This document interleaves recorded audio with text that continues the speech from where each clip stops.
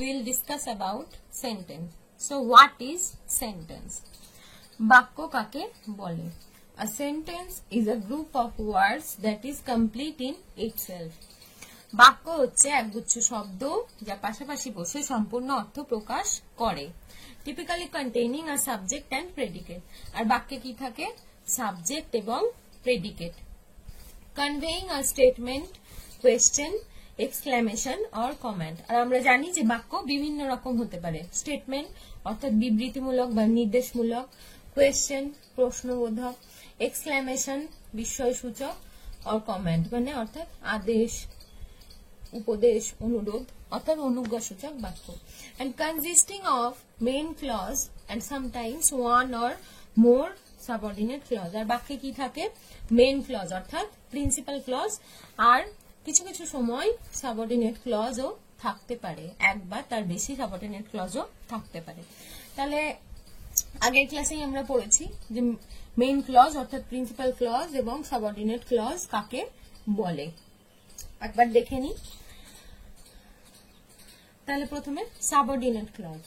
A clause that is dependent on another clause is called a subordinate or dependent clause.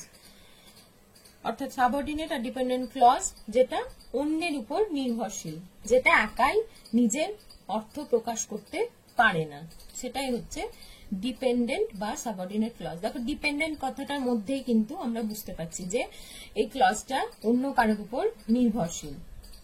আচ্ছা, এবার চলে আসি principal clause. The clause which stands by itself and on which the subordinate clause depends is called the principal clause. তাহলে principal clause বা main clause কাকে বলে? যে clause নিজেই নিজের অর্থ প্রকাশ করতে পারে আর যে ক্লজের উপর সাবঅর্ডিনেট ক্লজ নির্ভর করে, অর্থাৎ অর্থ প্রকাশের জন্য যে ক্লজের উপর সাবঅর্ডিনেট ক্লজ নির্ভর করে সেটাই হচ্ছে প্রিন্সিপাল ক্লজ। তাহলে সাবঅর্ডিনেট ক্লজ আর প্রিন্সিপাল ক্লজ সম্পর্কে আমাদের ধারণা হলো। আচ্ছা, এবার দেখি সেন্টেন্সকে গঠনগত দিক থেকে অর্থাৎ অ্যাকর্ডিং টু দেয়ার স্ট্রাকচার তিন ভাগে ভাগ করা হয়: সিম্পল, কমপ্লেক্স, কম্পাউন্ড। তাহলে sentences are divided into 3 classes according to their structure.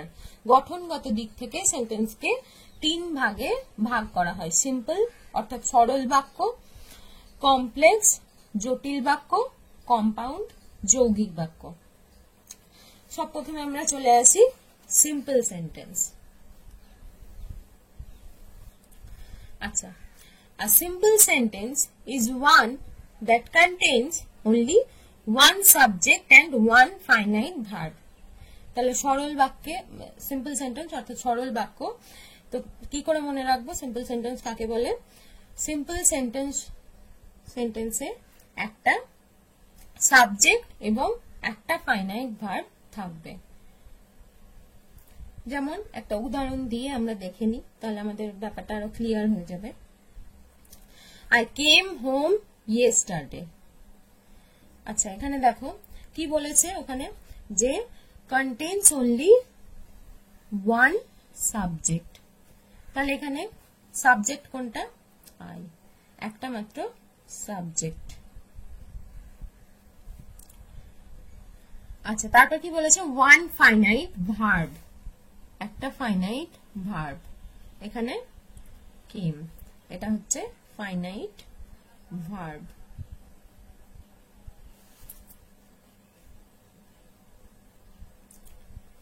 তাহলে সিম্পল সেন্টেন্সে একটা মাত্র সাবজেক্ট এবং একটা ফাইনাইট ভার্ব থাকবে। তাহলে আরেকটা উদাহরণ দেখে নিই, তাহলে আমাদের ধারণাটা আরো স্পষ্ট হবে।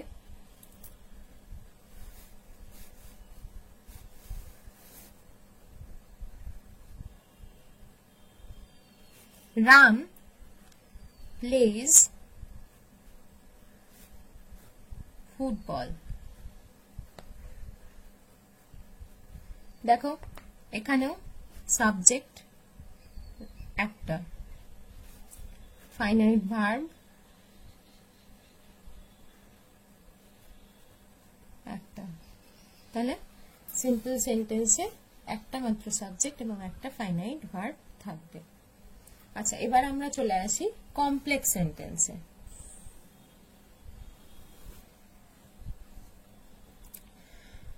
A complex sentence is one that contains one principal clause with one or more subordinate clauses. তাহলে কমপ্লেক্স সেন্টেন্স অর্থাৎ জটিল বাক্য। জটিল বাক্যে কি থাকবে? contains one principal clause, একটা প্রিন্সিপাল ক্লজ থাকবে, with one or more subordinate clauses।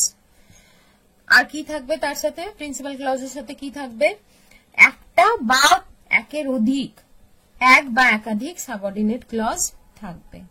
তাহলে কমপ্লেক্স সেন্টেন্সে প্রিন্সিপাল ক্লজ থাকবে একটা এবং এক বা তার একের অধিক সাবঅর্ডিনেট ক্লজ থাকবে। আর একটা যেটা মনে রাখার বিষয় কমপ্লেক্স সেন্টেন্সে, দেখো, the number of clauses will be the same as the number of finite verbs in the sentence। বলছে the number of clauses মানে একটা কমপ্লেক্স সেন্টেন্সে যতগুলি ফাইনাইট ভার্ব থাকবে ঠিক ততগুলি সংখ্যক কিন্তু ক্লজ থাকবে। ক্লজের সংখ্যা ফাইনাইট ভার্বের সংখ্যার সাথে কিন্তু সমান হবে। অর্থাৎ একটা কমপ্লেক্স সেন্টেন্সে যদি দুটো ফাইনাইট ভার্ব থাকে তাহলে দুটো ক্লজ থাকবে, আর যদি তিনটে ফাইনাইট ভার্ব থাকে তাহলে তিনটে ক্লজ থাকবে। কয়েকটা উদাহরণ দিয়ে আমরা দেখে নিই। আচ্ছা, এখানে দেখো, I know when he will come. তাহলে এখানে প্রিন্সিপাল ক্লজ কোনটা? I know. আই নোটা হচ্ছে এখানে principal clause.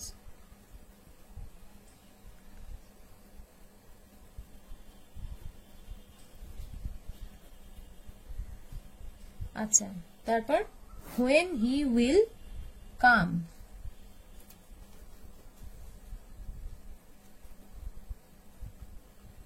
when he will come এটা কি হচ্ছে? এটা হচ্ছে সাবঅর্ডিনেট ক্লজ। তাহলে আমরা প্রথমে দেখে নিই কমপ্লেক্স সেন্টেন্সের সংজ্ঞাটাই। দেখো ডেফিনেশনে কি বলেছে, যে একটা প্রিন্সিপাল ক্লজ। প্রিন্সিপাল ক্লজ কিন্তু এখানে একটা। তারপর দেখো বলছে when he will come, এটা হচ্ছে সাবঅর্ডিনেট ক্লজ। তাহলে এখানে সাবঅর্ডিনেট ক্লজ একটা আছে।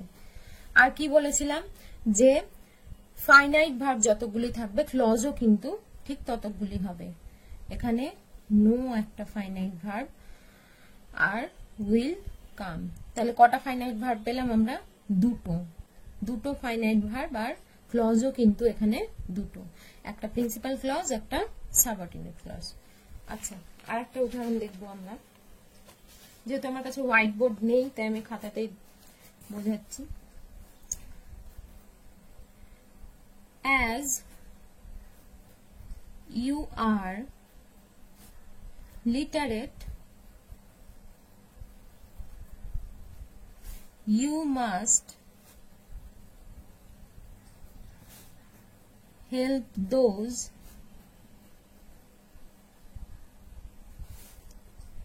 who are illiterate।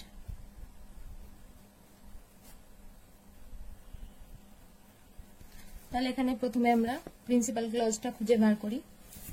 You must help those, এটা হচ্ছে প্রিন্সিপাল ক্লজ। এই সেন্টেন্সে এটা হচ্ছে principal clause. As you are লিটারেটটা হচ্ছে সাবঅর্ডিনেট ক্লজ।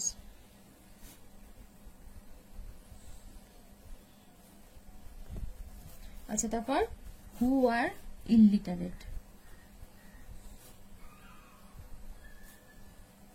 এটাও কিন্তু সাবঅর্ডিনেট ক্লজ। তাহলে দেখো এই কমপ্লেক্স সেন্টেন্সটায় কিন্তু প্রিন্সিপাল ক্লজ আছে একটা আর সাবঅর্ডিনেট ক্লজ দুটো। তাহলে আমরা একটু আগে কি দেখেছিলাম ডেফিনিশনে, যে একটা প্রিন্সিপাল ক্লজ থাকবে আর সাবঅর্ডিনেট ক্লজ এক বা তার বেশি থাকবে। তাহলে দেখো এই সেন্টেন্সটাই কিন্তু প্রিন্সিপাল ক্লজ একটা আর সাবঅর্ডিনেট ক্লজ কিন্তু একের বেশি আছে। আর তাহলে দেখে নি যে যেটা আমরা দ্বিতীয় মনে রাখার আমাদের বিষয় সেটা হচ্ছে যে যতগুলি ফাইনাইট ভার্ব থাকবে ঠিক ততগুলি ক্লজ থাকবে। প্রথম ক্লজে ফাইনাইট ভার্ব একটা, তারপরে ফাইনাইট ভার্ব, তারপরে আর, তাহলে তিনটে ফাইনাইট ভার্ব, অর্থাৎ ক্লজের সংখ্যা কিন্তু তিনটে। আচ্ছা, তাহলে এবার আমরা চলে আসি কম্পাউন্ড সেন্টেন্সে, অর্থাৎ যৌগিক বাক্য। A compound sentence is one that contains two or more independent clauses with or without any subordinate clause joined together by coordinating conjunctions. আচ্ছা, প্রথম থেকে দেখি। বলছে contains two or more independent clauses, তাহলে কম্পাউন্ড সেন্টেন্সে কি থাকবে? যৌগিক বাক্যে দুই বা তার বেশি ইন্ডিপেন্ডেন্ট ক্লজ বা প্রিন্সিপাল ক্লজ থাকবে। একটা কম্পাউন্ড সেন্টেন্সে দুই বা তার বেশি প্রিন্সিপাল ক্লজ থাকবে, যেগুলো কি দিয়ে জয়েন হবে? Join together by coordinating conjunction. Coordinating conjunction কোনগুলো আমরা জানি? and, or, but, then, however, etc. এগুলো হচ্ছে বিভিন্ন ধরনের কোঅর্ডিনেটিং কনজাংশন। আর মাঝে একটা লাইন দেখো, বলেছে with or without any subordinate clause, অর্থাৎ সাবঅর্ডিনেট ক্লজ থাকতেও পারে নাও থাকতে পারে। অর্থাৎ একটা যৌগিক বাক্যে মানে কম্পাউন্ড সেন্টেন্সে দুই বা তার বেশি প্রিন্সিপাল ক্লজ থাকবে, কিন্তু সাবঅর্ডিনেট ক্লজ থাকতেও পারে অথবা নাও থাকতে পারে। আর সেই প্রিন্সিপাল ক্লজ গুলো কি দিয়ে যুক্ত থাকবে? Coordinating conjunction. Coordinating conjunction. তাহলে আর একটা উদাহরণ দেখে নিই আমরা।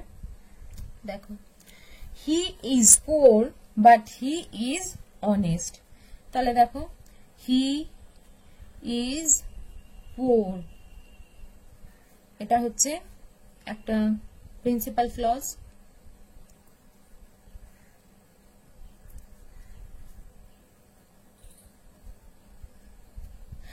তারপর হি ইজ অনেস্ট, এটাও কিন্তু একটা প্রিন্সিপাল ক্লজ। তাহলে দেখো দুটো প্রিন্সিপাল ক্লজ। আর কি দিয়ে এই দুটো প্রিন্সিপাল ক্লজ যুক্ত হয়েছে? বাট দিয়ে। বাটটা কি? বাটটা হচ্ছে কোঅর্ডিনেটিং কনজাংশন। তাহলে দুটো প্রিন্সিপাল ক্লজ কোঅর্ডিনেটিং কনজাংশন দিয়ে যুক্ত হয়েছে, তাহলে এটাকে আমরা কম্পাউন্ড সেন্টেন্স বলতে পারি। আর আমরা আগেই দেখেছি যে সাবঅর্ডিনেট ক্লজ থাকতেও পারে অথবা নাও থাকতে পারে, উইথ অর উইদাউট। তো এখানে কিন্তু সাবঅর্ডিনেট ক্লজ নেই। তাহলে আর একটা আমরা উদাহরণ দেখে নিই যেখানে সাবঅর্ডিনেট ক্লজ আছে। আচ্ছা দেখো, the book which you gave me was a good one,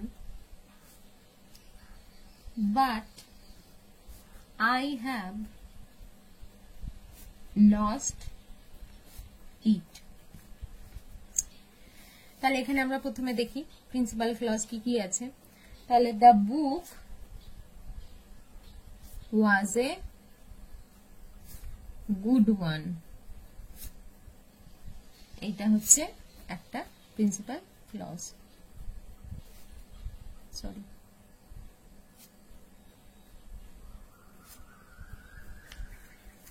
তারপরে যে প্রিন্সিপাল ক্লজটা আছে, আই হ্যাভ lost it, এটাও একটা প্রিন্সিপাল ক্লজ।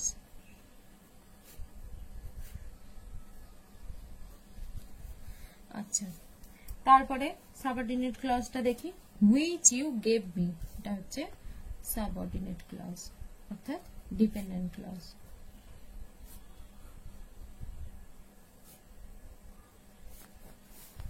এটা হচ্ছে এখানে সাবঅর্ডিনেট ক্লজ।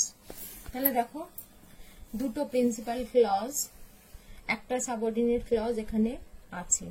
আর কি দিয়ে যুক্ত হয়েছে, বাট, অর্থাৎ কোঅর্ডিনেটিং কনজাংশন। তাহলে এখানে উইথ আ সাবঅর্ডিনেট ক্লজ, তাহলে দুটো প্রিন্সিপাল ক্লজ কোঅর্ডিনেটিং কনজাংশন দিয়ে যুক্ত হয়েছে আর তার সাথে একটা সাবঅর্ডিনেট ক্লজও আছে। তাহলে উইদাউট সাবঅর্ডিনেট ক্লজও আমরা একটা উদাহরণ দেখলাম, আর উইথ সাবঅর্ডিনেট ক্লজও আমরা আর একটা উদাহরণ দেখলাম। তাহলে এটা হচ্ছে যৌগিক বাক্য। তাহলে প্রথম থেকে আমরা একবার দেখে নিই বাক্য কাকে বলে। আমরা দেখলাম যে a sentence is a group of words that is complete in itself।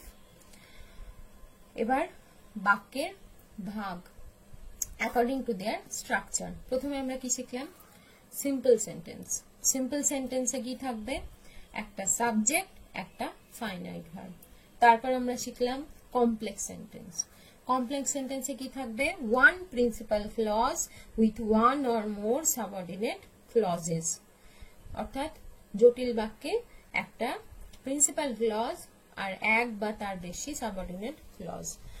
R compound সেন্টেন্সে আমরা কি দেখলাম, a compound sentence is one that contains কি থাকবে, two or more independent clauses with or without any subordinate clause joined together by coordinating conjunction।